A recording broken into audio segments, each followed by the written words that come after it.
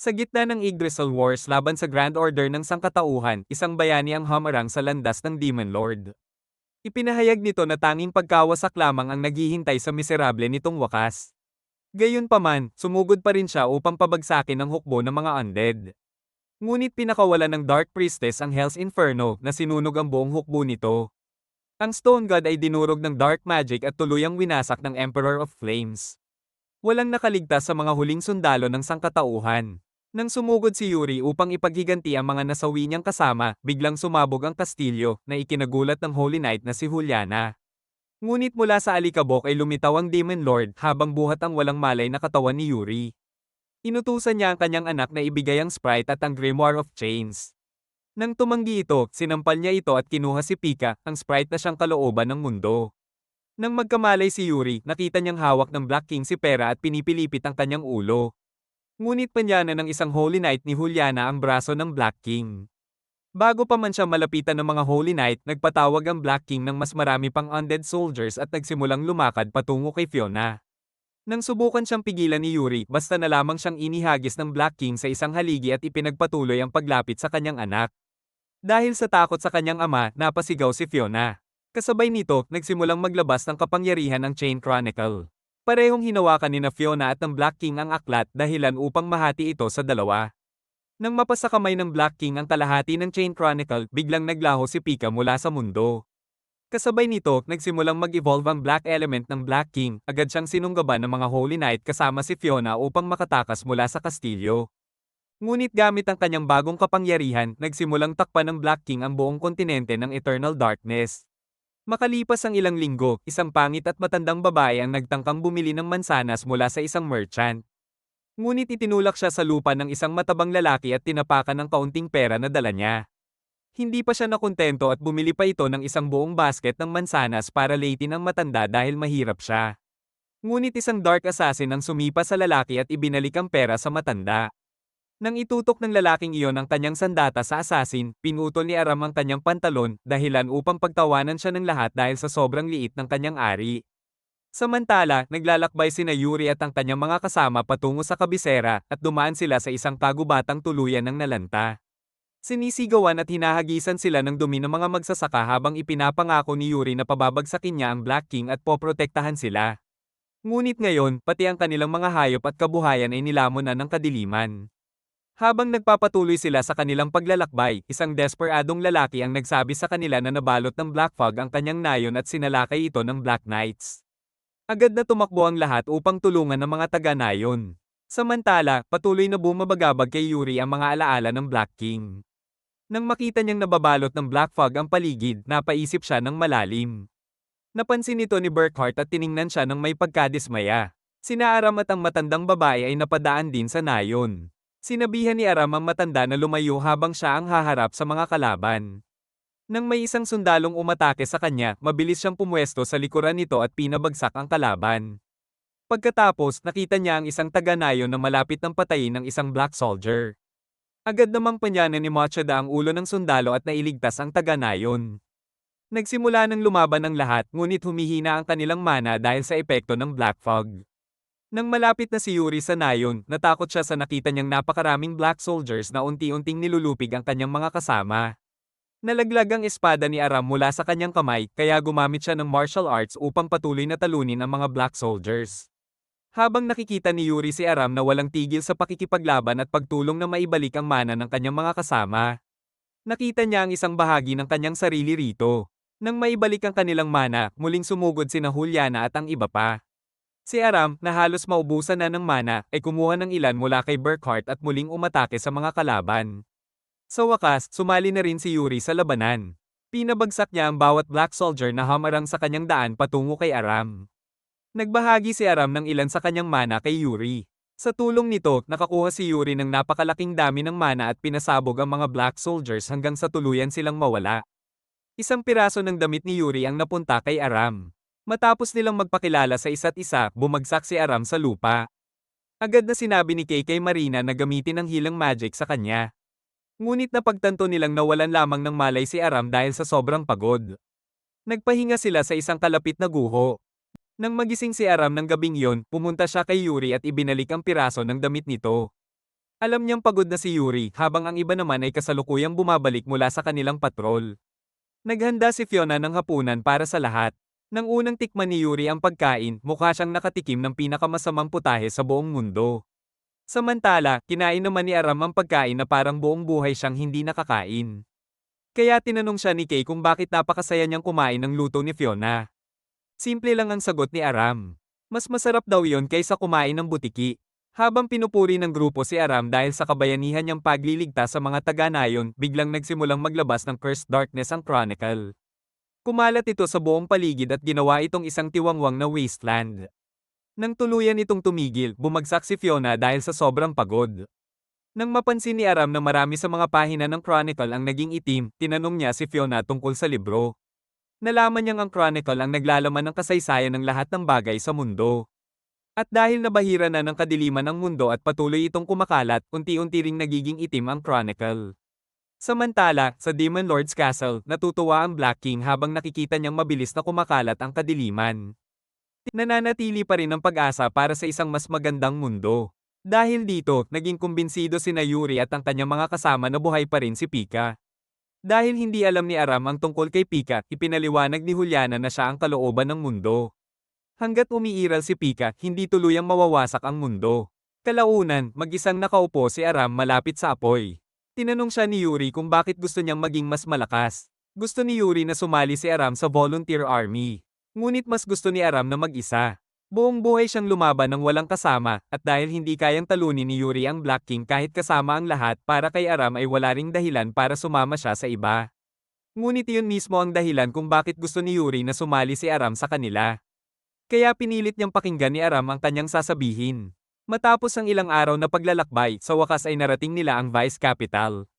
Sa isang pag-indayog ng kanyang espada, winasak ni Kay ang lugar sa harapan niya. Gumamit naman si Machida ng napakalakas na pana upang talunin ang isang buong grupo ng mga kalaban habang pinasabog ni Yuri ang mga Black Soldiers matapos tipunin ang lahat ng kanyang mana. Napigilan muna ang pag-usad ng Black Army. Dahil humanga si Aram sa kanilang pag-atake, hiniling niya sa kanila na turuan siya ng kanilang secret move. Ngunit masyado pa itong maaga para sa kanya dahil nangangailangan ng chain attack ng matibay na ugnayan sa pagitan ng mga magkakasama. Tinawag siyang walang silbi ni Burkhart at muli siyang pinagalitan dahil sa pagnanakaw ng mana nito. Sinabihan din siya ni Burkhart na umalis dahil hindi dapat kayang makialam ng isang tao sa mana ng ibang tao at marami pa silang hindi alam tungkol kay Aram. Malungkot at bigo, tumakbo palayo si Aram. Nang subukan siyang pigilan ni Yuri, naramdaman ni Burkhart na masyado nang nagiging maluwag si Yuri sa binata. Ngunit alam ni Yuri na malaki ang potensyal ni Aram. Nang akala nila ay tapos na ang labanan. Isang elite Black Knight ang sumalakay sa lungsod kasama ang kanyang mga tauhan. Dahil sa Black Fog, halos maubos na ang mana ng lahat. Tinamaan ng kalasag ng Black Soldier si Yuri at tumilapon siya. Samantala, bumuo ng bilog ang mga Holy Knight sa paligid ni Juliana upang protektahan siya. Malayo sa kanyang mga kasama, naalala ni Aram ang sinabi ni Yuri na huwag kailanman mawalan ng pananampalataya anuman ang mangyari. Pinagalitan niya ang kanyang sarili dahil sa pagtakas niya sa kanyang mga kasama. Habang pinababatid ni Kay at Yuri ang mga Black Soldiers, nagpapaputok naman si Machida ng mga pana mula sa mataas na lugar. Ngunit naramdaman ni Marina na hindi na nila kayang magtagal pa. Abala ang mga Holy Knight sa pagtatanggol kay Juliana. Ngunit hindi nila napansin na nagpakawala ang Elite Knight ng isang dark attack gamit ang kanyang palakol patungo kay Juliana. Agad na hamarang si Burkhart upang protektahan ang kanyang reyna. Nasugatan siya. At nang malapit na siyang tuluyang tapusin ng isang sundalo, biglang dumating si Aram.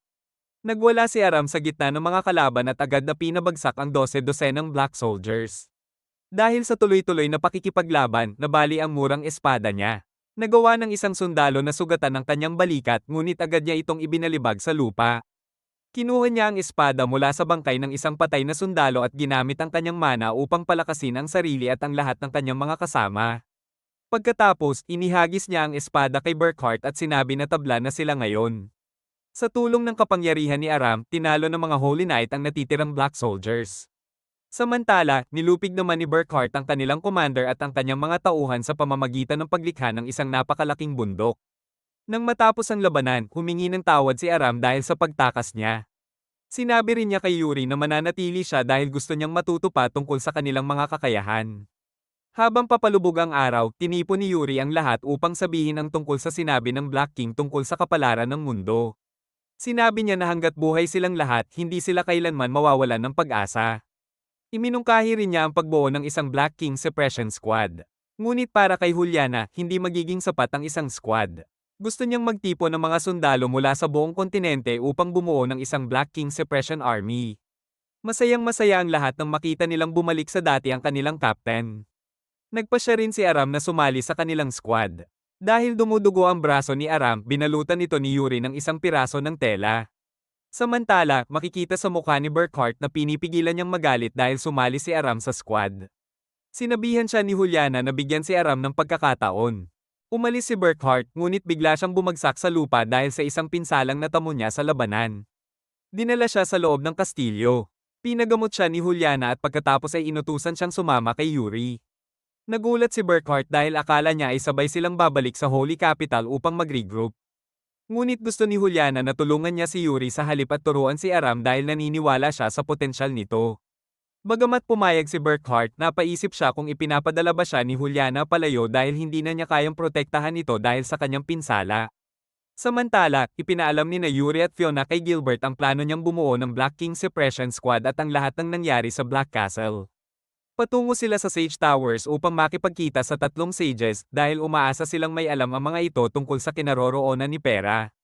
Nang dumating si Juliana upang makipagkita sa kanila, binigyan sila ni Gilbert ng Magic Miracle na magbibigay daan sa kanilang makipag-ugnayan sa isa't isa kahit magkakalayo sila dahil magkakahiwalay na sila ng landas. Naging mahalaga ang Magic Miracle na ito. Samantala, pumunta si Aram sa palengke. Napaisip siyang magnakaw ng tinapay, ngunit pinigilan niya ang sarili dahil ayaw na niyang bumalik sa dati niyang pagkatao. Bigla siyang nakarinig ng isang babaeng sumisigaw at agad na tumakbo upang tulungan ito. Isang magnanakaw ang humawak sa babae bilang bihag sa harap ng pwesto ni Dusty. Nang paparusahan na sana ng magnanakaw ang babae, pinatumba ni Aram ang espada mula sa kamay nito. Sinamantala naman ng katawa-tawang si Dusty ang pagkakataon upang yakapin ang babae. Inatake ng magnanakaw si Aram, ngunit madali niyang naiwasan ang mga suntok nito.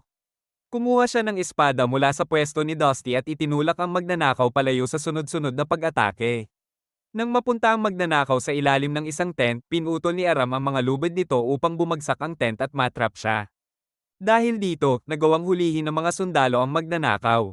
Pinuri ni Dusty si Aram dahil pinili nito ang isang partikular na dagger dahil iyon daw ang pinakamagandang armas na mayroon siya sa kanyang stock.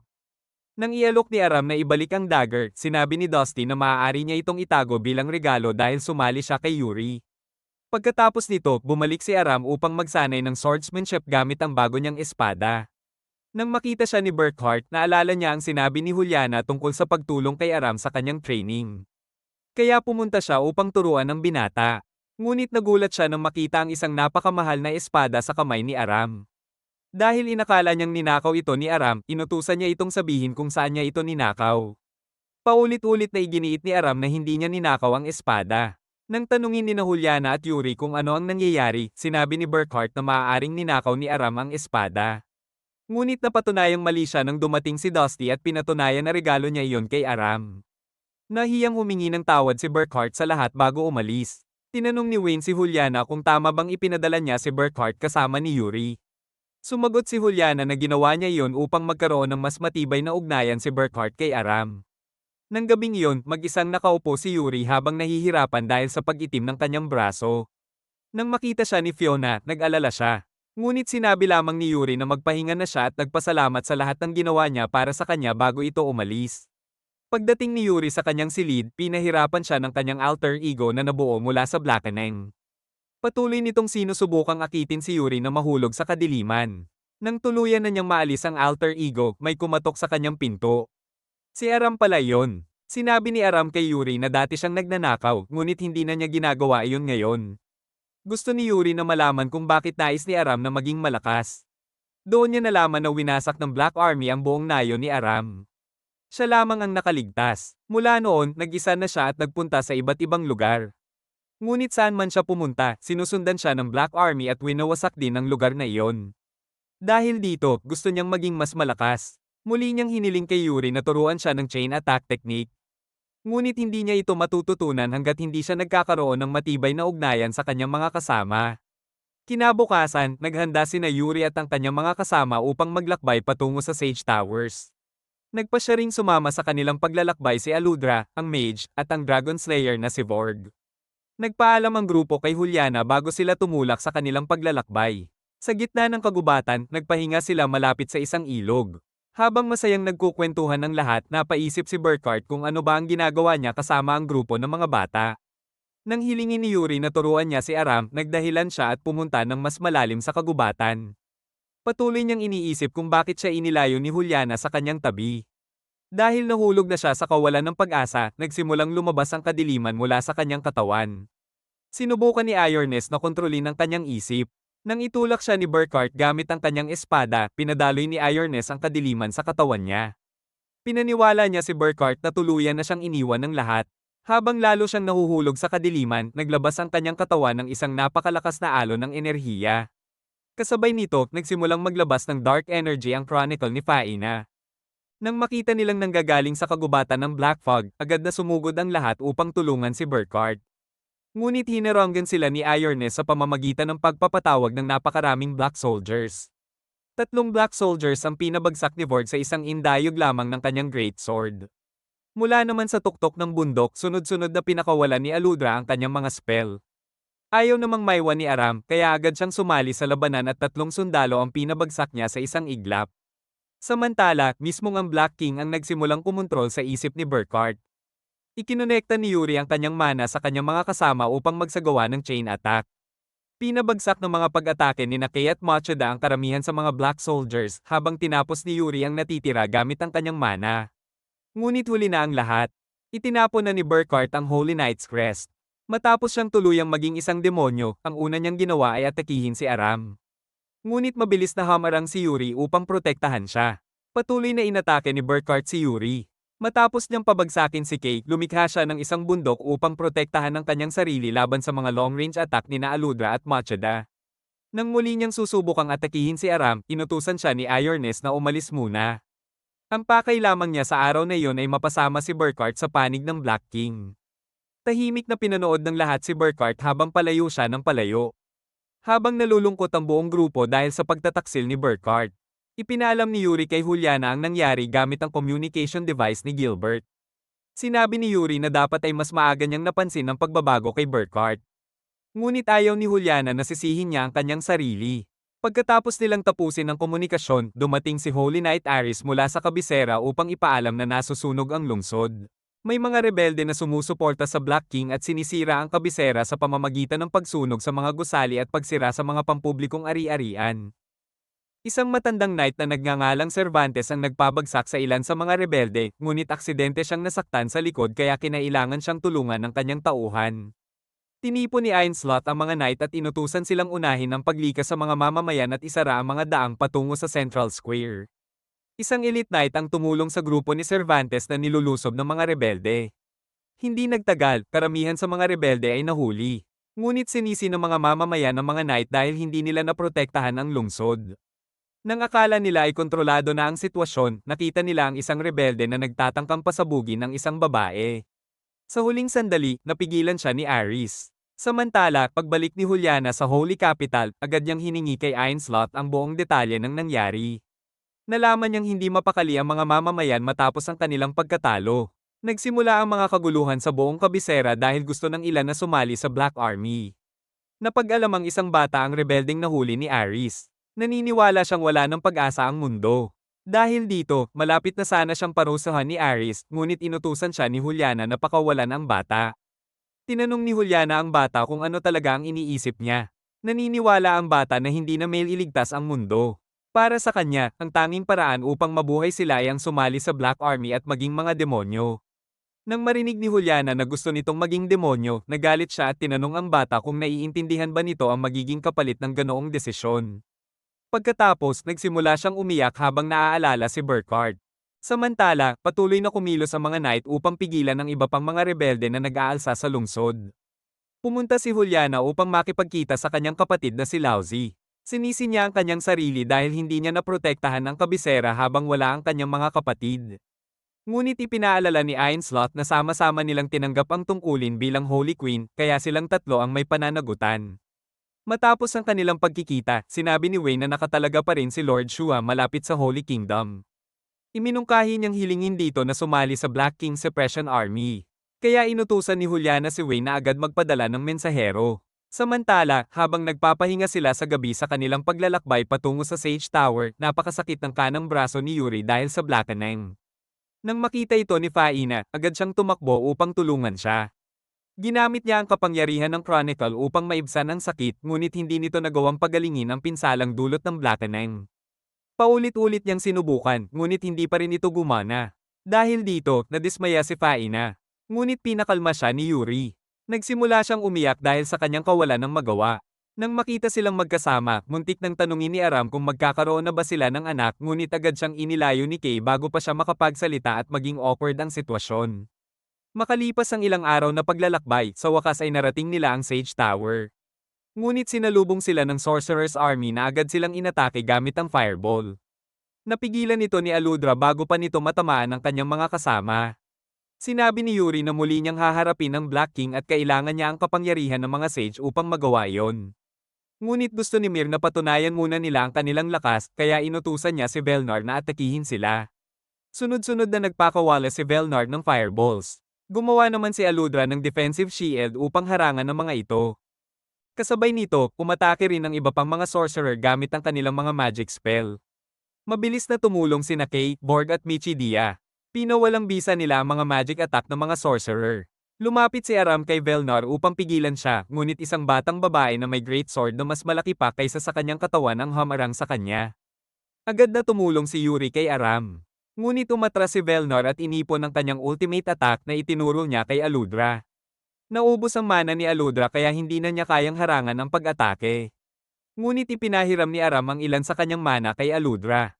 Dahil dito, nagawa niyang harangan ng napakalaking fireball at pagkatapos ay nagpaulan siya ng mga meteor mula sa langit laban sa Sorcerer's Army. Hinabol ni Aram ang batang babae na may great sword. Ngunit bago pa sila magharap, pinigilan sila ng Sage of Destiny na si Fatima. Nagulat si Aram nang makita niyang hindi suot ni Fatima ang kanyang karaniwang kasuotan. Pagkatapos ng labanan, nakipagkita ang grupo sa tatlong Sage sa loob ng tower. Ipinakita nila sa mga Sage ang Imperial Castle ng Black King. Nagsimulang magpaliwanag si Mir tungkol sa kanyang mga teorya at sa mga bagay na kanyang sinaliksik. Ngunit nagsawa sina Dilma at Fatima sa walang tigil na pagsasalita ni Mir, kaya pinatahimik nila siya at ipinaliwanag kay Yuri at sa iba pa na napakalakas na ng Black Element Barrier na nakapaligid sa kastilyo. Hindi na ito kayang pasukin ng sinuman. Tinanong ni Dilma kung talagang naniniwala si Yuri na kaya niyang mapasunod ang mga tao sa kanya kahit minsan na siyang nabigo. Sumagot si Yuri na hindi niya malalaman hanggat hindi niya sinusubukan. Nang tanungin ni Yuri ang mga Sage tungkol kay Pera, sinabi ni Fatima na hindi niya alam kung nasaan ito sa kabila ng pagiging Sage of Destiny. Ang tanging alam niya ay nasa isang lugar si Pera na hindi niya kayang takasan ng mag-isa. Gayunpaman, iminungkahi ni Fatima na pumunta sila sa Maze Pass upang mahanap ang sagot. Paglabas ng grupo sa silid, nakasalubong ni Aram si Velnar. Tinawag siya nito na walang silbi at talunan. Sinabihan naman ni Klaus si Velnar na huwag masyadong pag-initan ng bata. Tinanong ni Aram kung lalaban ba ang Sorcerer's Army sa Black Army. Ipinaliwanag nila na hindi makakakilos ang Sorcerer's Army nang walang pahintulot mula sa Sage Tower. Samantala, humingi ng tawad si Kiki kina Aludra at Borg dahil sa pag-atake sa kanila. Alam naman ni Aludra na sumusunod lamang siya sa utos ng mga Sage. Nang dumating si Mir sa silid, tinanong niya kung aalis na ba sina Aludra at Borg. Nalaman niyang mananatili muna sila sa Sage Tower dahil kailangan nilang malaman ang tungkol sa nangyari sa Holy Capital. Nagsimulang magtalo sina Aludra at Mir tungkol sa kung sino ang mas maraming napatay. Samantala, nagsuot ng mga damit panglamig ang natitirang miyembro ng grupo para sa paglalakbay patungo sa Snowy Maze Pass.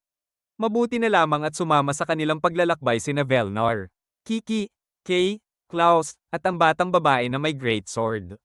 Inutusan sila ni Mel na sumama dahil interesado siya sa isang artifact na kamakailan lamang natuklasan sa Maze Pass. Pagdating nila sa Snowy Maze Pass, biglang sinalakay sila ng mga Black Skeleton. Pinabagsak ni Nakiki at ng batang babae ang mga skeleton gamit ang kanilang mga espada. Sinunog naman sila ni Velnar gamit ang kanyang apoy habang pinabagsak sila ni Aram. Ngunit kahit gaano karaming Black Skeleton ang talunin nila, patuloy silang bumabalik dahil sa Black Blizzard. Wala na silang ibang pagpipilian kundi bumili ng oras para kay Marina habang naghahanda ito ng isang malawakang spell. Nang tuluyan ng maipa ni Marina ang kapangyarihan nito, pinakawalan niya ang spell at nawala ang mga skeleton. Nagulat si Aram na nagagamit pala sa labanan ng isang healer na tulad ni Marina, kaya nagalit siya sa komento nito. Bigla nilang narinig ang isang maliit na mabalahibong nilalang na sumisigaw habang tumatakbo palayo sa mga black skeleton. Tumalon ito sa mukha ni Aram. Habang hawak ang cute na maliit na nilalang, iniiwasan ni Aram ang mga palason ng kalaban. Sinamantala ni Velnor ang pagkakataong iyon upang ihanda ang kanyang magic at sinunog ang mga black skeleton hanggang maging abo upang hindi na sila muling makapag-regenerate. Gayunpaman, dahil sa kanyang fire attack, natunaw ang niebe sa ilalim ni Aram. Nang subukan siyang iligtas ni Yuri, pareho silang nahulog mula sa bangin. Tinawag sila ni Velnor na kawawa dahil nahulog sila sa bangin, ngunit sinabi ni Klaus na kasalanan niya iyon dahil gumamit siya ng napakalaking fire attack sa isang lugar na nababalot ng niebe. Gustong puntahan ni Kajiya ang dalawa, ngunit iminungkahi ni Kay na mas mabuting makipagkita muna sila sa Earth Sprites at humingi ng tulong dahil mas kabisado ng mga ito ang lugar. Nag-aalala si Faina para sa dalawa dahil napakalakas ng black element sa mga bundok. Samantala, maayos pa naman sina Yuri at Aram at naghahanap sila ng masisilungan. Kasama pa rin ni Aram ang mabalahibong nilalang. Dahil nabigyan na niya ito ng pangalan, sinabi ni Yuri na kailangan niyang maging responsable sa pag-aalaga at pag-aamo rito. Habang lalong lumalakas ang black element at lumalala ang blizzard, gusto ni Yuri na huminto muna at magtayo ng kampo. Ngunit gusto pa ring magpatuloy ni Aram. Sinabi ni Yuri na mauubos ang enerhiya niya dahil sa lamig, kaya mas mabuting gumawa muna sila ng snow cave at maghintay hanggang bumuti ang panahon. Samantala, narating ng natitirang grupo ang kinaroroonan ng Earth Sprites. Nang sabihin nila ang kalagayan ni na Yuri at Aram, agad na pumayag ang mga ito na tumulong dahil ginagawa nila iyon para kay Yuri. Habang nagpapahinga sa snow camp, sinubukan ni Aram gamitin ang communication device ni Gilbert upang makipag-ugnayan sa iba. Ngunit hinaharangan ito ng Black Blizzard. Iniisip pa rin ni Aram na dapat silang magpatuloy sa paglalakbay. Ngunit sigurado si Yuri na humingi na ng tulong sina Faina at ang iba sa Earth Sprites, kaya mas mabuting manatili muna sila sa kanilang kinaroroonan. Napaisip si Aram kung talagang pupunta ang kanyang mga kaibigan upang hanapin siya sa gitna ng Black Blizzard. Nang makita niya kung gaano kalaki ang tiwala ni Yuri sa kanyang mga kasama, nakaramdam siya ng inggit. Wala siyang naging kaibigan sa buong buhay niya. Palagi niyang kailangang gawin ang lahat ng mag-isa. Ngunit sigurado si Yuri na darating ang araw na magkakaroon din siya ng mabubuting kaibigan. Habang patuloy silang naghihintay, iniwan ng kanilang mga kaibigan ang ligtas na tahanan ng Earth Sprites upang hanapin sila sa gitna ng Black Blizzard. Samantala, pumunta sina Faina at Marina upang tingnan ang artifact sa loob ng bundok. Naramdaman ni Marina na naglalaman ng artifact ng napakalaking magical energy. Ipinaalam naman ng Chronicle sa kanila na ang artifact ay isang Blade of Hope na kayang lumusat sa kadiliman. Habang naghihintay pa rin sa loob ng cave, inantok si Aram at nagpasya siyang lumabas upang umihi. Ngunit biglang lumala ang Black Blizzard. Nang lumabas si Yuri upang hanapin siya, muling nagpakita ang kanyang alter ego na nabuo mula sa Blackening. Sinabi nito kay Yuri na huwag nang hanapin si Aram dahil kasalanan niya kung bakit ito nawala. Hindi ito pinansin ni Yuri. Ngunit muli siyang hinaranggan ng kanyang alter ego at tinanong kung bakit patuloy pa rin siyang lumalaban gayong natalo na siya. Ipinaalala nito kay Yuri na nagtitiwala sa kanya ang kanyang mga kaibigan at umaasa sa kanya ang mga tao upang iligtas sila mula sa kanilang paghihirap at sakit. Ngunit hindi niya nagawang tuparin ang kanilang mga inaasahan. Dahil dito, tumigil siya sa pagiging bayani nila. Dahil labis na nasaktan sa mga sinabi nito, inatake ni Yuri ang kanyang alter ego. Ngunit ibinalibag siya nito sa isang batuhan. Nang malapit na siyang matalo, dumating si Aram at hinaranggan ng pag-atake ng alter ego upang protektahan siya. Pagkatapos, nagsimulang lumitaw ang mga skeleton ng Black Army sa kanilang harapan. Ngunit ipinaalala ni Aram ang sinabi noon ni Yuri sa kanya na dapat siyang umasa sa ibang tao upang matulungan siya. Dahil humanga si Yuri sa kanyang sinabi, natauhan siya at muling nakontrol ang kanyang sarili. Inilabas ni Yuri ang kanyang mana at pinasabog ang mga skeleton habang pinabagsak naman sila ni Aram gamit ang kanyang espada. Sabay na nagsagawa ng chain attack ang dalawa. Dahil matagal nang gustong gawin ni Aram yon, labis siyang natuwa nang sa wakas ay nagawa niya ito. Biglang lumitaw ang isang matandang sage na nagngangalang Baltazar. Gamit ang kanyang kapangyarihan, inalis niya ang Black Blizzard mula sa mga bundok. Siya ang naging master ni Fatima, ang dating Sage of Destiny. Samantala, ang mabalahibong nilalang ay nagtatago pala sa kanyang sombrero. Nang makita nito si Aram, agad itong tumakbo pabalik sa kanya. Tinanong ni Baltazar si Yuri kung bakit patuloy pa rin siyang lumalaban gayong sa huli ay matutupok din siya ng kadiliman. Sumagot si Yuri na ayaw niyang basta na lamang maupo at walang gawin. Mas gugustuhin pa niyang mamatay habang tinutulungan ang mundo hanggat siya pa rin ang kanyang sarili. Natuwa si Baltazar sa kanyang sagot at pagkatapos ay naglaho. Nang sa wakas ay mahanap sila ng kanilang mga kaibigan, pumunta silang lahat sa tahanan ng Earth Sprite sa loob ng mga bundok. Habang nagkakainan sila, pumayag sina Alga, ang Earth Sprite, at Rolo, ang Fire Sprite, na sumali sa Black King Suppression Army ni Yuri. Kumain ng lahat hanggang mabusog at nalasing. Kinabukasan, nagpatuloy sila sa kanilang paglalakbay patungo sa Soul Island upang hanapin si Pera. Ngunit hinaranggan ng kanilang daan ni Shua at ng kanyang hukbo. Masaya silang makita si Shua, ngunit wala itong planong tulungan sila. Gusto niyang makuha ang Chain Chronicle upang siya mismo ang tumalo sa Black King at mamuno sa Igra. Ngunit wala silang planong makipaglaban kasama niya. Gusto nilang sila mismo ang tumalo sa Black King. Nagalit si Aram at nagsimulang insultuhan si Shua.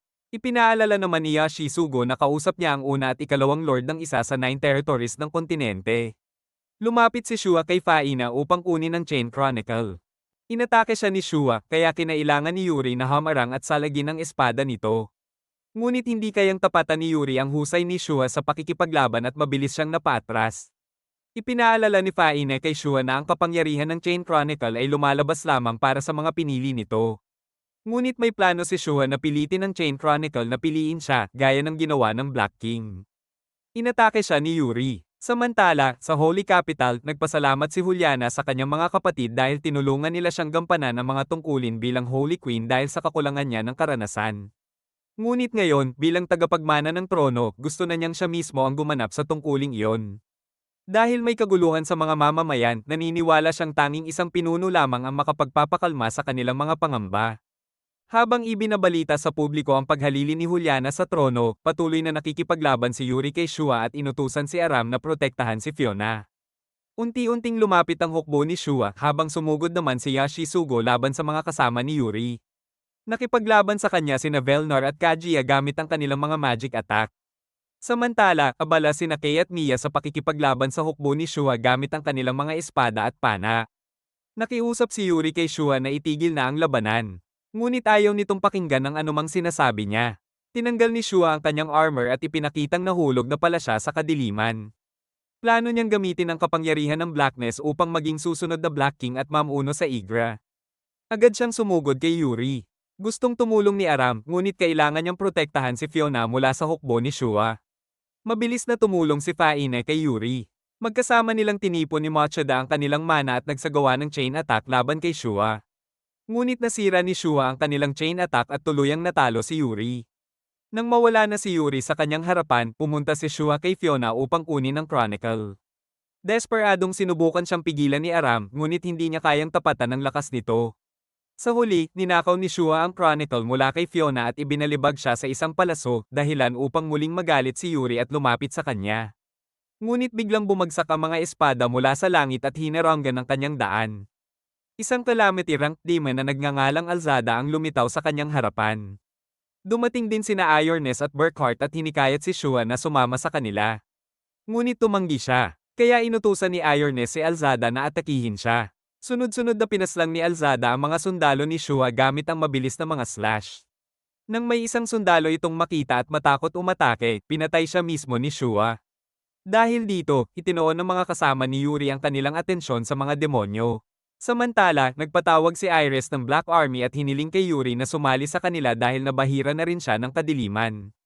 Nang tumanggi si Yuri, sinabi ng kanyang alter ego na muli siyang nabigo na protektahan ang kanyang mga kaibigan at hinayaan niyang maaga ang Chain Chronicle. Hindi ito maitanggi ni Yuri. Dahil dito, lalo pang kumalat ang Blackening at naglabas ito ng mas maraming kadiliman mula sa kanyang katawan. Nang makita ni Aram na tuluyan ng nilalamon ng kadiliman si Yuri, tumayo siyang muli at susubukan na sana siyang tulungan. Ngunit pinigilan muna siya ni Burkhart. Nagawa ni Yuri na labanan ng kagustuhang maging demonyo at itinulak palayo si Iris na muntik na siyang mapasailalim sa kanyang kapangyarihan. Patuloy na walang magawang inaatake ni Yuri si Iris at sinabi niyang hindi siya at ang kanyang mga kaibigan kailanman matitinag. Kaya tinanong siya ni Iris kung bakit nagpa siya si Burkhart na maging demonyo. Gamit ang kanyang kadiliman, pinigilan niya si Yuri at sinabihan itong tingnan ang kanyang mga kaibigan na nahihirapang harapin ang mga demonyo at ang Black Army. Habang naiipit ang kanyang mga kaibigan sa Dark Forces at unti-unting natatalo, tuluyang nahulog si Yuri sa kawalan ng pag-asa. Patuloy siyang pinaalalahanan ni Ironess at ng kanyang alter ego tungkol sa kanyang kawalan ng kakayahang protektahan ng kanyang mga kaibigan. Naramdaman niyang hindi na niya kayang protektahan ng kahit sino. Inatake niya ang kanyang alter ego, ngunit nahulog siya sa bitag ng kalaban at aksidenteng natuhag ng kanyang espada ang puso ni Kay na matay si Kay sa kanyang mga bisig. Nang makita ni Yuri ang dugong tumutulo mula sa kanyang espada, tuluyan siyang nilamon ng kadiliman. Binalot ng napakalaking dami ng dark energy ang kanyang katawan habang bumabalik sa kanyang isipan ang kanyang mga pangarap, paninindigan, at mga ambisyon, kasabay ng lahat ng bagay na nabigo niyang gawin. Nang mapatay ng Black Army ang kanyang ama, nahulog din si Juliana sa matinding kawalan ng pag-asa, tulad ng kanyang mga mamamayan. Sumabak siya sa labanan upang ipaghiganti ang kanyang ama. Ngunit tinulungan siya ni Yuri sa mga panahong iyon. Kung paanong naging ilaw si Yuri para kay Juliana, ngayon ay plano naman niyang maging ganoon para sa kanyang mga mamamayan. Sa wakas, nagsimulang tanggapin ng mga tao si Juliana bilang kanilang bagong pinuno. Nagpatuloy siya sa kanyang talumpati at kalaunan ay nakuha niya ang puso ng kanyang mga mamamayan. Sa huli, nakoronahan si Juliana bilang reyna ng Holy Kingdom. Ngunit ang taong tinitingala niya ay tuluyan ng nahulog sa kawalan ng pag-asa tulad ng naranasan niya noon at naging isang demonyo. Gamit ang kanyang bagong kapangyarihan, nakakatakot na umangat sa ere si Yuri. Binalot niya ng kapangyarihan ng kadiliman ng kanyang espada at inatake si Aram na nagdulot ng makapal na ulap ng alikabok sa paligid. Nang mawala ang alikabok, tinanong ni Aram si Yuri kung bakit siya naging isa sa kadiliman. Sa wakas, nagkaroon si Shua ng dahilan upang tuluyang patayin si Yuri. Binalot niya ng mana ang kanyang katana at umatake gamit ang isang aura slash.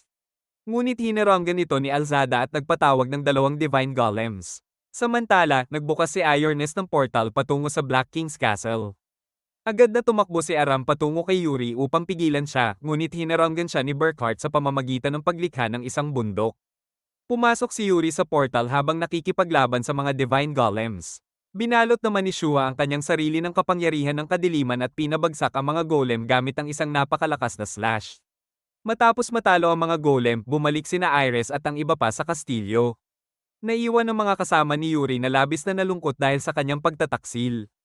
Pumunta silang lahat sa isang kalapit na guho upang matulungan ni Marina si Kay, ngunit ang tanging nagawa niya ay isara ang sugat. Kailangan nilang dalhin si Kay sa ibang mga healer upang tuluyan siyang gumaling. Ngunit muling hamarang si Shua sa kanilang daan. Hiniling niyang sumama sila sa kanya bilang kanilang bagong pinuno dahil nahulog na sa kadiliman ang kanilang leader at siya na lamang ang makagagamit sa kanila ng maayos. Tumanggi si Cater na pakinggan ang anumang sinasabi ni Shua. Binalaan sila ni Shua na huwag hamarang sa kanyang daan at nangakong papatayin niya ang sinumang hahadlang sa kanya, gaano man ito ka-impluensyal. Tinawag siyang walang kwenta ni Aram at inutusan si Shua na ibalik ang Chain Chronicle. Nagalit si Yashisugo nang makita niyang iniinsulto si Shua, ngunit pinigilan siya nito. Tinanong ni Shua si Aram kung ano ang plano niyang gawin ngayong pinagtaksilan na sila ni Yuri. Ngunit hindi naniniwala si Aram na pinagtaksilan sila ni Yuri. Para sa kanya, naligaw lamang si Yuri at kailangan nila siyang tulungan, gaya ng palagi niyang pagtulong sa kanila noon. Biglang nagpakawala si Shua ng isang atake kay Aram. Ngunit hindi natinag si Aram. Dahil dito, naging interesado si Shua kung paano nila planong iligtas si Yuri, kaya umalis na siya. Samantala, sa Demonic Continent, tinanggap ng Black King si Yuri sa kadiliman. Masaya siyang malaman na nawalan na ng pag-asa si Yuri sa mundo at nangakong tutulungan niya itong gawing alikabok ang buong mundo. Kasabay ng pagliwanag ng bagong araw, naghanda si Kaguya at ang iba pang mga mage na bumalik sa Sage Towers. Samantala, sumakay sina Marina at Machida sa isang karwahe upang dalhin si Kay sa Vice Capital. Plano pa rin ni Fiona at Aram na pumunta sa Soul Island dahil naniniwala silang iyon ang pinakamainam nilang pagpipilian. Habang kumakanta si Musica ng isa sa kanyang magagandang kanta, nagpatuloy sa kanika nilang paglalakbay ang lahat ng mga kasama ni Yuri, bawat isa ay may sariling layunin. Nang gabing iyon, naligo si Fiona sa isang lawa habang naghanda naman si Aram ng hapunan para sa kanilang dalawa. Nag-aalala ang mabalahibong nilalang kay Aram, ngunit maayos naman siya. Sa halip, sinabi ni Aram na dapat kay Fiona ito mag-alala dahil masyado nitong ipinipilit ang sarili para kay Yuri. Pagkatapos maligo, bumalik si Fiona at umupo silang dalawa upang kumain. Patuloy na kinulit ni Aram si Fiona na ikwento sa kanya ang tungkol sa mga naging pakikipagsapalaran ni Yuri. Gusto niyang malaman kung paano nagawang talunin ni Yuri ang isang dragon, kaya sinabi ni Fiona na ang dragon na iyon ang tagapagbantay ng disyerto, ngunit nadungisan ito ng blackness. Matapos iwasan ang apoy ng dragon, gumamit sina Kay at Machida ng chain attack upang pahinain ito. Samantala, tinipon ni Yuri ang lahat ng kanyang mana at pinakawalan ang napakalakas na atake na agad na tumalo sa dragon. Nang matalo ito, natauhan ng dragon at nakiusap sa mga bayani na wakasan na ang kanyang buhay. Inatake niya kasi ang mga tao sa desyertong dapat niyang protektahan, kaya naniniwala siyang hindi na siya karapat-dapat mabuhay. Matapos makuha ang pahintulot ng mga taga-desyerto, nagpasalamat si Yuri sa dragon sa matagal nitong pagprotekta sa kanilang lungsod at tuluyan ng tinapos ang buhay nito. Dahil alam ni Fiona kung gaano kabuti ang puso ni Yuri, labis siyang nasaktan dahil napilitan silang lahat si Yuri na gawin iyon. Naisip niya na baka ang lahat ng responsibilidad na ipinasa nila kay Yuri ang naging dahilan kung bakit siya tuluyang nahulog sa kadiliman. Sinabi ni Aram na kasalanan iyon ng Black King, ngunit hindi pa rin tumigil si Fiona sa pagsisi sa sarili. Para pakalmayin siya, nagsimulang magkwento si Aram.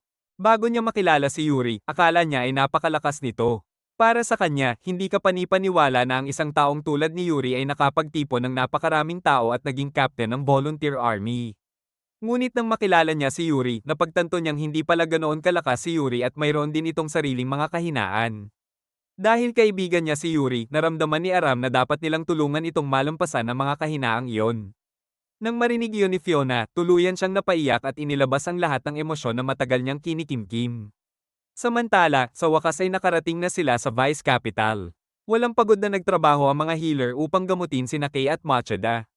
Masaya naman si Marina dahil sa wakas ay nakatulog siya matapos gamitin ang kanyang kapangyarihan upang mapanatiling buhay si Kay sa buong paglalakbay. Ipinaalam niya kay Juliana ang lahat ng nangyari. Nang malaman nito ni Ainslot, tuluyan siyang nawalan ng pag-asa at inisip na wala na silang paraan upang makabangon mula sa pagkatalong iyon. Ngunit alam ni Juliana na walang silbi ang patuloy na pagluluksa sa mga bagay na nangyari na. Plano niyang makipagkita kay Shua upang makipagkasundo. Bilang bagong pinuno ng Holy Kingdom, alam niyang responsibilidad niyang protektahan ang kanyang mga mamamayan. At para magawa iyon, handa siyang pabagsakin ng sinumang hamarang sa kanyang daan, maging si Yuri man o si Shua. Samantala, nalaman ng mga sage ang tungkol sa nakatagong artifact sa Maze Pass at natuklasan nilang may nakasulat na kanta rito. Nang bumalik si Kajiya at ang iba pa, ipinaalam din nila sa mga sage ang nangyari kay Yuri. Para kay Fatima, maaaring kailangan munang mahulog si Yuri sa kadiliman upang muling maisilang ang isang bagong liwanag ng pag-asa. Samantala, matapos ang mahabang paglalakbay, sa wakas ay nakarating sina Aram at Fiona sa Soul Island. Ngunit nauna na pala roon si Yuri. Habang sakay ng bangka patungo sa isla, naalala ni Aram ang pagtatanong niya noon kay Yuri kung bakit kailangan nilang pumunta sa Soul Island. Nalaman niyang naroon ang World Tree. Sa loob ng World Tree nakatira si Ygritte na natatangi kahit sa mga fairy dahil mayroon siyang sariling chronicle na naglalaman ng buong kasaysayan ng kontinente ng Ygritte. Pagdating ni Aram at Fiona sa baybayin na nababalot ng kadiliman, agad silang sinalakay ng mga Black Knights. Mabuti na lamang at dumating si VTO, ang fairy, upang iligtas sila. Inutusan niya silang sumunod sa kanya patungo sa World Tree dahil alam niyang gusto nilang makilala si Ygritte. Ngunit ang daan patungo roon ay naging isang larangan ng digmaan. Mag-isang nakatayo si Ralph Fuller habang sunod-sunod niyang pinabagsak ang mga Black Knight na sumusugod sa kanya. Inutusan niya si VTO na magmadaling pumunta sa World Tree. Ngunit nakaramdam ang mabalahibong nilalang ng napakalaking dami ng dark energy na nabubuo sa paligid. Mula sa kadilimang iyon ay lumitaw si Yuri. Walang pag-aalinlangan niya agad na inatake si Aram. Hinaranggan nito ni Aram at tinanong si Yuri kung bakit siya naroon. Ngunit hindi sumagot si Yuri. Itinulak lamang niya si Aram palayo. Patuloy na sinubukan ni Aram na kausapin siya, ngunit kitang-kita na wala nang pakialam si Yuri sa sinasabi niya. Nagpakawala si Yuri ng isang dark slash kay Aram na hindi niya nagawang harangan. Napilitan si Ralph Fuller na gamitin ang sarili niyang katawan bilang panangga upang protektahan sina VTO at Fiona. Napagtanto ni Aram na hindi na uubra ang pakikipag-usap. Binalot niya ng mana ang kanyang espada at sumugod kay Yuri gamit ang isang overhead slash. Ngunit madaling iniwasan iyon ni Yuri at tinawag si Aram na isang kasuklam-suklam na mahina. Patuloy na sinubukan ni Aram na tamaan si Yuri, ngunit lahat ng kanyang mga atake ay iniiwasan nito. Sa huli, ibinalibag ni Yuri si Aram gamit ang dark magic. Ginamit ni Ralph ang lahat ng kanyang lakas upang salakayin si Yuri at lumikha ng pagkakataon para makatakas ang iba. Noong una, nagreklamo si Aram dahil gusto niyang siya mismo ang lumaban kay Yuri. Ngunit kalaunan, naunawaan niya ang tunay nilang layunin. Dinala niya si Fiona patungo sa World Tree. Matapos silang protektahan mula sa pambobomba ng Black Army, ipinasok sila ni Egress sa loob ng World Tree. Narating nila ang isang underground city na itinayo sa loob mismo ng puno. Nang makarating sila sa Chronicle, bigla silang nailipat sa magkakaibang alaala na nakapaloob dito. Nalito si Aram sa nangyayari, kaya ipinaliwanag ni Igra na nakikita nila ang kasaysayan ng kontinente na nakaimbak sa Chronicle ng napakadetalyado.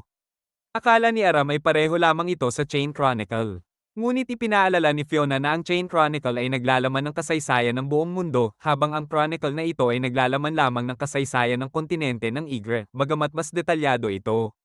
Ipinakita ni Igra ang alaala ng labanan laban sa Black King upang hanapin si Pera. Nakita ni Aram kung paano tuluyang natalo si Yuri, kaya sinubukan niyang tulungan ito. Ngunit hindi maaaring maimpluwensyahan ang mundo sa loob ng Chronicle. Mula roon, nagsimula silang maghanap kay Pera. Nakita nila si Yuri na mag-isang naghihirap matapos siyang talunin ng Black King.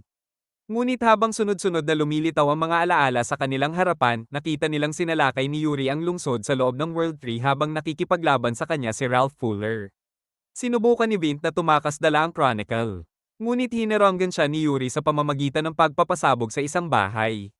Patuloy na nagpapalitan ng mga atake sina Ralph at Yuri. Ngunit sa huli, nanaig si Yuri at nagawa niyang ibagsak si Ralph sa lupa. Mabilis na tumakbo si Vint upang tulungan siya gamit ang kanyang magic. Ngunit nagpakawala si Yuri ng Dark Beam patungo sa kanya, kaya muling isinakripisyo ni Ralph ang kanyang sarili upang protektahan siya. Tuluyan ang binalot ng kadiliman ng Chronicle at nagkahiwa-hiwalay ang lahat ng nasa loob nito. Dahil tuluyan ang nasira ng kadiliman ng Chronicle, nailipat si Aram sa isang alaala noong unang beses na nakaharap ni Yuri ang Black Army. Nakita niya kung paano sinubukan ni Yuri na talunin ang mga ito, ngunit napakahina pa niya noon at agad siyang natalo. Mabuti na lamang at dumating ang isang bayani upang tulungan siya. Tinipon ng bayani ang lahat ng kanyang mana at pinasabog ang buong grupo ng Black Army, gaya ng ginawa ni Yuri sa kasalukuyan. Hiniling ni Yuri sa bayani na sanayin siya dahil gusto niyang matutunan ang teknik na iyon. Ngunit sinabi ng bayani na aabutin siya ng maraming taon bago niya ito matutunan. Gayunpaman, naniniwala ang bayani na kung hindi mawawala sa paningin ni Yuri ang kanyang layunin, darating ang araw na matutunan din niya ito. Nagbigay ng bagong inspirasyon kay Yuri ang mga salitang iyon. Mula noon, nakita ni Aram si Yuri na walang tigil na nagsasanay ng mag-isa. Isang araw, sinalakay ng Black Army ang kanyang nayon. Agad na sumugod si Yuri upang labanan sila. Hinati niya sa dalawa ang dalawang sundalo ng Black Army. Pagkatapos, humarap siya sa kanilang pinuno at agad silang nagpalitan ng mga suntok at espada. Hindi nagtagal, napabagsak ni Yuri ang espada ng kanyang kalaban. Tinipon niya ang lahat ng kanyang mana at pinasabog ang Elite Black Knight hanggang sa tuluyan itong mawala. Gaya ng ginawa ng bayani noon. Ngunit kahit natalo ni Yuri ang Black Army na sumalakay sa kanyang nayon, hindi niya nagawang protektahan ng kahit sino. Siya lamang ang natitirang buhay ng araw na iyon. Napagtanto ni Yuri na ayaw na niyang muling makita ang ganoong kalunos-lunos na pangyayari. Kaya nangako siyang talunin ng Black King. Habang nagpapatuloy ang mga alaala, nalaman ni Aram na unti-unti nang nangingitim si Yuri. Alam ni Yuri na kaunti na lamang ang kanyang natitirang oras. Humingi siya ng tawad kay Kay dahil hindi niya nagawang talunin ang Black King. Hiniling niya kay Kay na gabayan si Aram kapalit niya dahil naniniwala siyang si Aram ang magiging sinag ng pag-asa sa kanilang mundong nababalot ng kadiliman. Biglang nailipat si Aram sa Maze Pass at doon niya nakilala si Baltazar. Ngunit hindi lamang ito isang alaala. Walang bagay na hindi kayang gawin ni Baltazar, kaya may hiniling si Aram sa kanya. Ngunit sa halip na hilingin kay Baltazar na tulungan silang talunin ng Black King, hiniling ni Aram na gawin siyang mas malakas. Ipinakita ni Baltazar ang alaala ni Yuri nang mahulog ito mula sa bangin habang papunta sa Maze Pass. Agad siyang hinawakan ni Aram, gaya ng ginawa niya kay Yuri sa totoong mundo. Matapos silang mahulog at ilang beses mawalan ng kapit, sa wakas ay nakahawak si Aram gamit ang isang kamay. Ngunit tinapakan ng Dark Yuri ang kanyang kamay. Nahihirapan si Aram na manatiling nakakapit habang pilit namang sinasabi ni Yuri na bitawan na siya. Sinubukan ni Yuri na alisin ang kamay niya, ngunit muli itong hinawakan ni Aram. Sinabi niya kay Yuri na hinding-hindi niya ito kayang bitawan dahil iniligtas siya nito noong nag-iisa siya. Nang susubukan na siyang atakihin ng Dark Yuri, nagawa ni Aram na hilahin si Yuri pataas sa bangin. Habang inaabala niya ang mas madilim na bersyon ni Yuri, tinipon ni Aram ang kanyang mana at ginaya ang ultimate move ni Yuri upang talunin ang kalaban.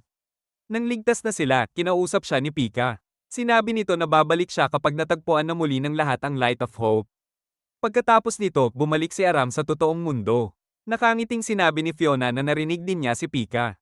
Matapos malaman ng tungkol kay Pera, pumunta sina Fiona at Aram sa Desert City sa utos ni Baltazar. Sinabi ni Baltazar na pumunta sila sa Lake of Sand dahil doon lilito ang isang bagong Guardian Dragon.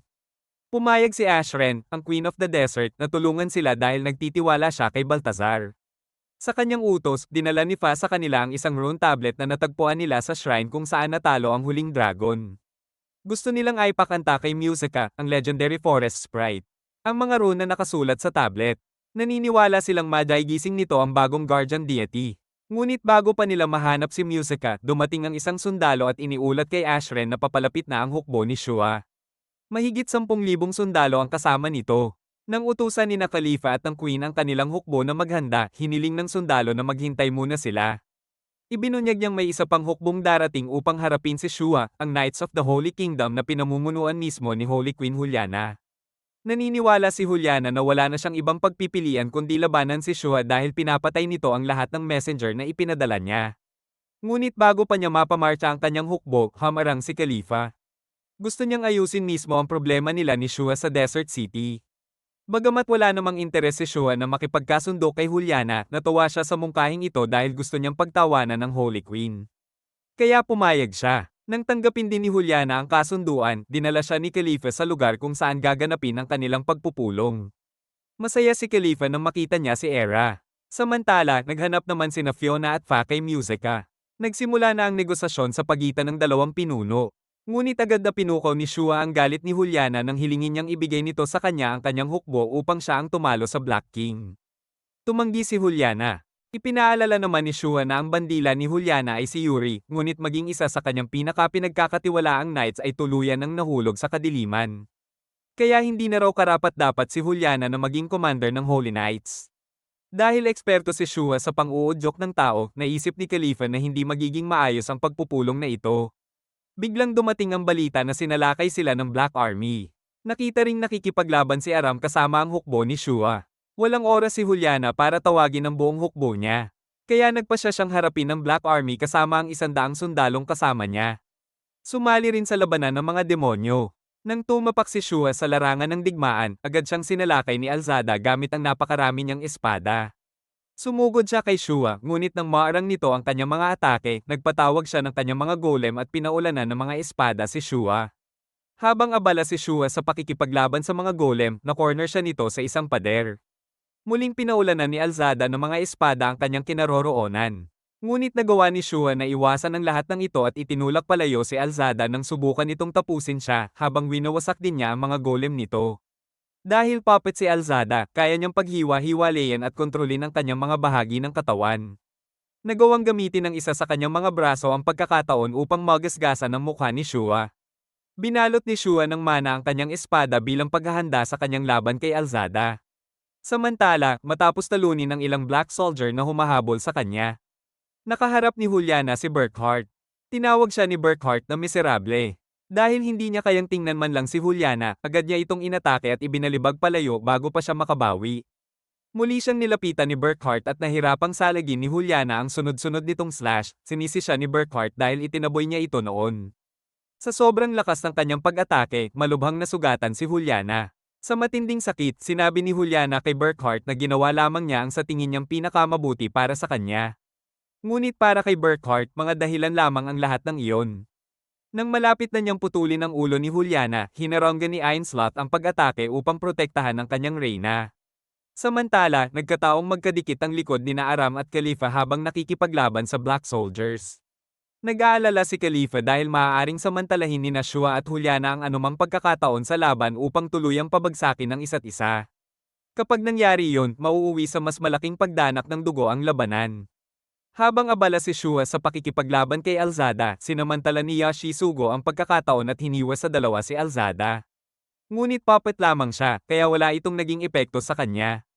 Nang makitang abala si Shua kay Alzada, sinalakay siya ni Juliana. Para kay Juliana, kung hindi dahil kay Shua, kasama pa rin nila ngayon si Yuri. Habang nagbabanggaan ang kanilang mga espada, tinanong ni Juliana kung bakit siya humaharang sa kanyang daan upang talunin ang kanilang tunay na kalaban.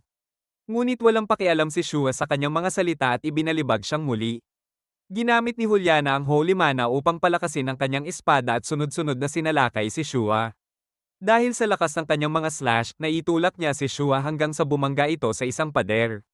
Napagtanto ni Shua na hindi niya kayang talunin si Juliana gamit lamang ang kanyang sariling lakas. Kaya ginamit niya ang kapangyarihan ng darkness at nagpakawala ng isang napakakapal na darkness beam. Ngunit hinaranggan iyon ni Juliana gamit ang kanyang holy magic. Muli silang nagharap sa isa't isa. Dahil sa matinding galit at poot nila sa isa't isa, pareho silang unti-unting nahuhulog sa kadiliman at hindi nag-atubiling gamitin ang kapangyarihan nito laban sa isa't isa. Mabuti na lamang at dumating si Aram sa tamang oras. Pinigilan niya ang dalawa at sinabi na muntik na silang maging mga demonyo dahil sa ginawa nila. Samantala, patuloy na kinakanta ni Musica ang mga rune na nakasulat sa rune tablet. Ngunit biglang sinalakay ni Iris at Burkhart si Aram. Kasabay nito, pinutol ni Juliana ang kanyang tirintas na nabahira na ng kadiliman. Sinadya ni Aram na pukawin si Burkhart dahil naniniwala siyang kaya niya itong harapin. Ngunit dumating si Alzada upang tulungan ng mga demonyo at nagsimulang umatake sa lahat gamit ang kanyang mga espada. Sa gitna ng kaguluhan, nagawa ni Burkhart na patumbahin ang espada ni Aram. Nang malapit na nilang tapusin ni Alzada si Aram, nagpakawala siya ng napakalakas na mana at itinaboy silang dalawa. Kasabay nito, natapos na ni Musica ang pagkanta ng kanta.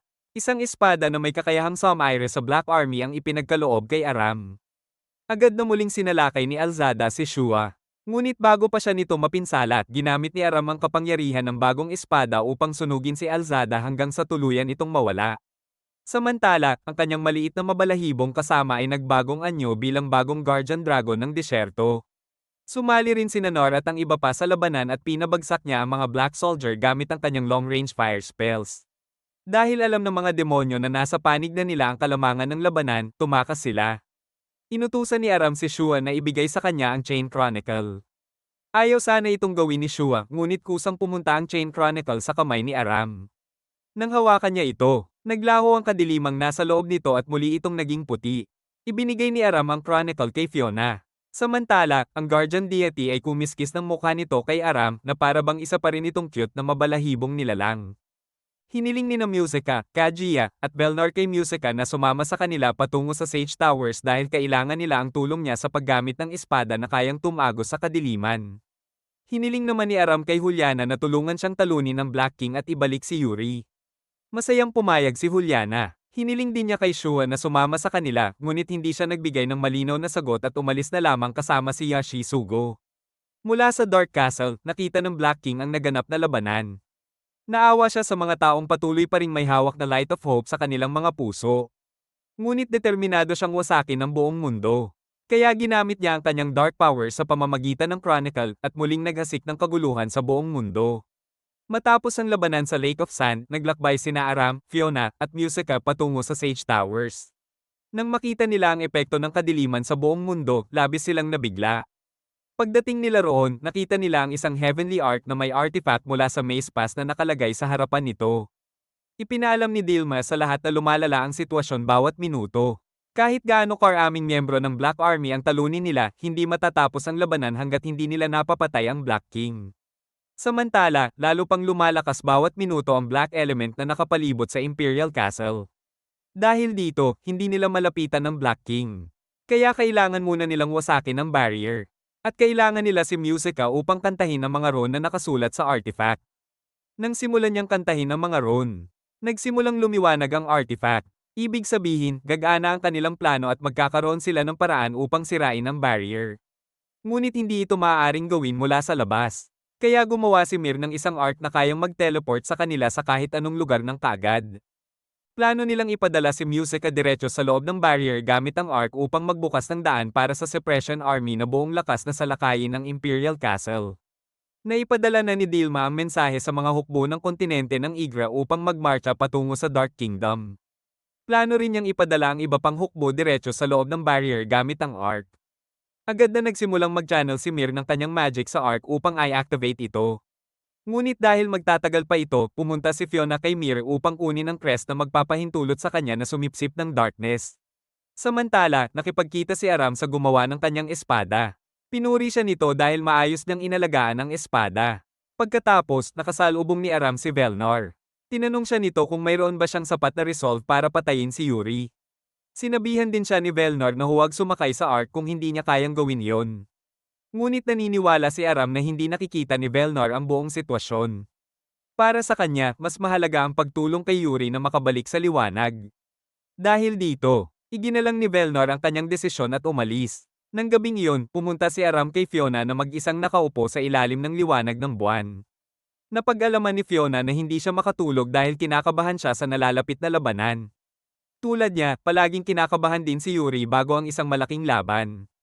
Nakatulong kay Aram ang narinig niya dahil napagtanto niyang ang taong hinahangaan niya ay hindi pala ganoon kaiba sa kanya. Bigla niyang tinanong si Fiona kung umiibig ba siya kay Yuri. Namula si Fiona na parang kamatis. Sinabi niya kay Aram na napadpad siya sa kontinente ng Igra matapos wasakin ng hukbo ang kanyang sariling bayan.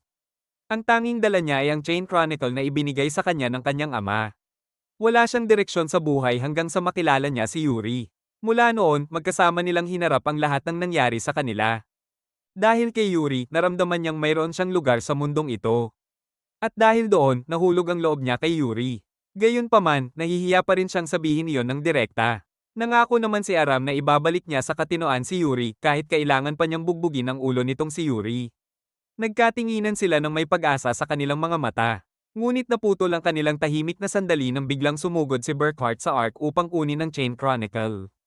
Tumalon siya patungo kay Aram at sinipa ito palayo bago ibaling ang atensyon kay Fiona. Ngunit agad na bumalik si Aram upang protektahan si Fiona at sinabi sa kanya na tumakas. Gayunpaman, nagpatawag si Burkhart ng napakaraming Black Army upang pigilan si Fiona sa pagtakas. Napilitan sina LRA at Borg na lumaban upang protektahan siya. Nais malaman ni Aram kung bakit naroon si Burkhart ngunit hindi ito sumagot. Dahil dito, padalos-dalos na sinalakay ni Aram si Burkhart at muntik na siyang mapatay. Mabuti na lamang at dumating si Velnor sa tamang oras at pinasabog palayo si Burkhart. Sumugod din ang mga dwarf upang tumulong sa labanan habang ginamit ng Furball ang kanyang fire breath upang gawing sunog na abo ang mga Black Soldier. Tinanong ni Aludra si Mir kung kailan niya mailulunsad ang Ark. Sinabi ni Mir na kailangan pa niya ng oras hanggang pagsikat ng araw. Ngunit dahil nabunyag na ang kanilang surprise attack, iniutos ni Aludra na ihanda agad ang Ark dahil kailangan na nilang kumilos. Naghanda ang lahat upang pigilan ng Black Army habang hinihintay nilang maging handa ang Ark. Ipinaalam naman ni Dilma kay Juliana na kailangan niyang dalhin agad ang kanyang mga puwersa sa Imperial Castle. Habang patuloy na nagcha-charge si Mir sa Ark, tumulong si Aludra sa pag-clear ng mga kalaban at nagtanong kung nasaan si Musica. Sina Kajiya at Yashisugo ang naglilinis ng daan para sa kanya, ngunit hindi makatulong ang iba dahil abala rin sila sa napakaraming kalaban. Patuloy namang nakikipaglaban sina Aram at Velnor kay Burkhart. Malapit nang maging handa ang Ark para sa teleportation ng isang Black Soldier ang nakapaglagay ng darkness sa energy core nito.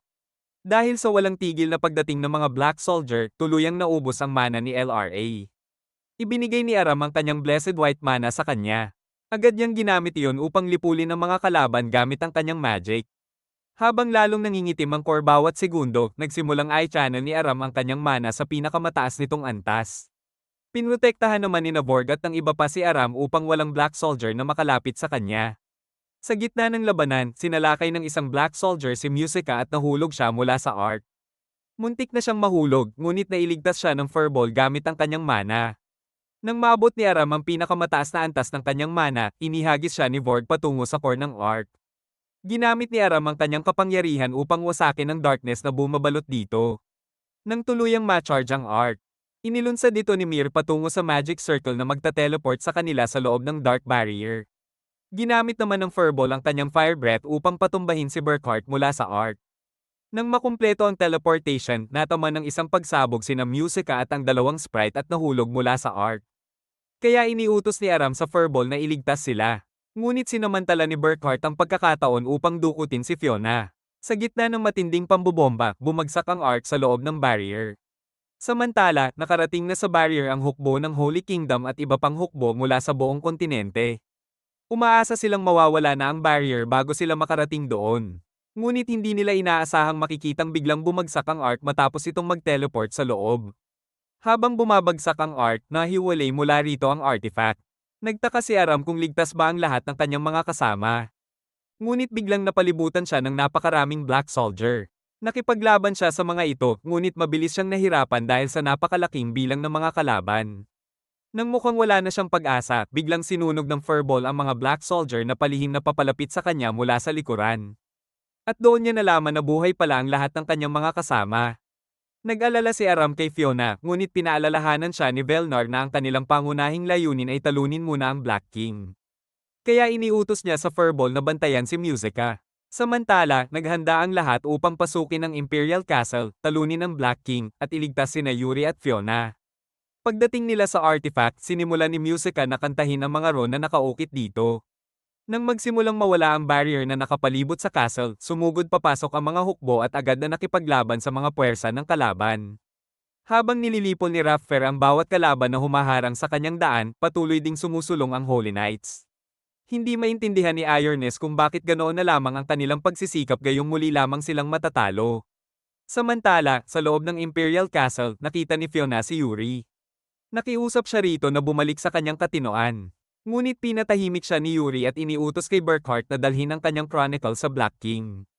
Ngayong nasa kamay na ng Black King ang dalawang bahagi ng chronicle, pinag-isa niya ang mga ito. Nang magsimulang mangitim ang kabilang bahagi, naghanda siyang balutin ang buong mundo ng darkness. Nakiusap si Fiona sa kanyang ama na itigil ang kanyang nakakabaliw na pagwasak sa mundo. Kasabay nito, patuloy na sumusulong sa loob ng castle ang mga kasama ni Yuri at nililipol ang mga Black Soldier na sumusubok na hamarang sa kanila. Nang may lumitaw na golem, pinasabog ito ni Velnor gamit ang kanyang apoy. Pinalamig naman ni Yuni ang paa nito, dahilan upang tuluyang mapabagsak ito ni Kaguya. Inutusan ni Velnor si Aram na harapin si Yuri habang sila naman ay magpapatuloy sa pagsulong. Alam niyang may kakaibang lakas ang mana ni Aram. Dahil dito, nagpadala ang Black King ng isang puwersa upang harapin siya sa labas ng castle. Samantala, humihina na ang left flank ng Holy Knights. Kaya nag-utos si Juliana ng isa pang squad upang suportahan sila. Sinabihan din niya ang kanyang mga sundalo na sundan ng anthem ni Musica patungo sa tagumpay. Nang lumitaw ang isang golem, agad itong winasak ni Raffer at Vintay gamit ang kanilang mga atake. Nang makitang nahihirapan na ang Black Army, dumating si Ironess sa larangan ng digmaan upang tulungan sila. Agad namang sumugod si Ainslot patungo sa kanya. Samantala, itinoon ni Burkhart ang kanyang atensyon kay Juliana. Gusto sanang tulungan siya ni Ainslot, ngunit pinigilan siya ni Ironess. Gumawa si Burkhart ng isang malaking battle arena sa ibabaw ng isang madilim na bundok para sa laban nila ng kanyang dating amo. Sinisi rin niya si Juliana dahil ipinagkatiwala nito ang napakaraming responsibilidad sa isang bata tulad ni Aram. Ngunit hindi na nagpaapekto si Juliana sa kanyang mga salita. Handa na siyang makipaglaban at binalot ng mana ang kanyang espada. Agad siyang ibinalibag ni Burkhart sa isang batong pader at tinanong kung bakit niya tinatakasan ang mga pagkakamali niya. Alam ni Juliana na may bahagi rin siya sa pagbagsak ni Burkhart sa darkness. Habang hinahawakan ng mukha nito, ipinaalala ni Juliana kung gaano niya ito minahal at pinahalagahan, lalo na't hindi pa nito kailanman naranasan ang pagmamahal ng isang babae. Natakot si Burkhart at ibinalibag si Juliana palayo hanggang sa tumagos siya sa batong pader. Dahil dito, nahulog mula sa kanyang kamay ang Queen's Guard crest. Nang hawakan ni Burkhart ang crest, muling bumalik sa kanyang isip ang mga alaala ng mga panahong kasama niya si Juliana. Ipinaalala rin ito sa kanya ang marangal at matapang na taong dati niyang pagkatao. Tinanggap ni Juliana ang kanyang pagkakamali at idineklarang siya mismo ang tatapos sa buhay ni Burkhart. Naalala ni Burkhart ang panahong hiniling niya kina Wayne at Ainslot na gawin siyang personal na tagapagtanggol ni Juliana. Inilabas ni Juliana ang lahat ng kanyang kapangyarihan at sumugod patungo sa kanya. Ngunit hindi gumalaw si Burkhart. Buong loob niyang hinayaan si Juliana na tapusin ang kanyang buhay. Habang may luha sa kanyang mga mata, bumagsak siya sa kanyang kamatayan. Tinaakpan ni Juliana ang kanyang katawan gamit ang Holy Knight's banner, samantala, tuluyan ng naging itim ang chronicle. Ginamit ito ng Black King upang palakasin ang kanyang mga hukbo at sabay-sabay nilang pinakawalan ang darkness beams patungo kay Musica, dahilan upang maputol ang kanyang kanta. Agad silang nagbanggaan at nagpalitan ng atake gamit ang kanilang mga espada. Umaasang maibabalik sa katinoan si Yuri. Patuloy siyang sinalakay ni Aram. Sa labas ng Imperial Castle, nawalan ng pag-asa ang mga hukbo matapos maputol ang kanta ni Musica. Tinanong ni Aram si Yuri kung paano niya nagawang mahulog sa darkness gayong siya ang taong tinitingala niya. Ngunit sinabi lamang ni Yuri na tumahimik siya. Matagal nang kasama ni Aram si Yuri kaya alam niyang napakalaki ng inaasahan ng lahat sa kanya. Sinubukan ni Yuri na gawin ang lahat upang matupad ang mga inaasahang iyon, ngunit walang nakakaalam kung gaano kabigat ang painang inilagay nila sa kanya. Sinabi ni Aram na dapat na niyang tigilan ng pagsubok na tuparin ang inaasahan ng lahat. Sa halip, dapat niyang mabuhay para sa sarili niya. Ngunit wala nang makita si Yuri kundi darkness. Patuloy siyang sumalakay at nagawang itulak palayo si Aram gamit ang napakalakas na kapangyarihan. Dahil hindi umepekto ang kanyang mga salita, napagtanto ni Aram na kailangan niyang maging handang pumatay o mapatay.